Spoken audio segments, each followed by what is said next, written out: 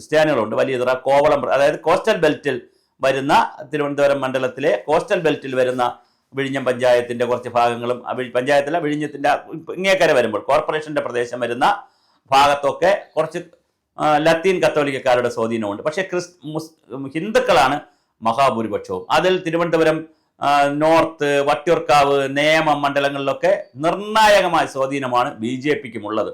പക്ഷെ അത് പലപ്പോഴും അവരുടെ ആഭ്യന്തര കലാപം കാരണവും അവർ തമ്മിലുള്ള സൗന്ദര്യപ്പിണക്കം കാരണമൊന്നും പലപ്പോഴും അത് കിട്ടാതെ പോയിട്ടുണ്ട്. പക്ഷെ അത് കോർപ്പറേഷൻ തെരഞ്ഞെടുപ്പിൽ വരുമോ ഇല്ലയോ നമുക്കറിയില്ല. എന്തായാലും നല്ല കുറെ കാൻഡിഡേറ്റ്മാരെയാണ് അവർ നിർത്തിയിരിക്കുന്നത്. ശ്രീലേഖ IPS ആയാലും, പത്മിനി തോമസ് ആയാലും, VV രാജേഷ് ആയാലും. VV രാജേഷ് നേരത്തെ പൂജപ്പുര കൗൺസിലറായിരുന്നു. വലിയ അഴിമതിയൊന്നും നടത്തി അങ്ങനെയൊന്നും പേരൊന്നും പോവാത്ത ഒരാളാണ്. അതുപോലെ മഹേശ്വരൻ നായർ കോൺഗ്രസിന്റെ ജിഹു ആയിരുന്നു കോർപ്പറേഷനിൽ.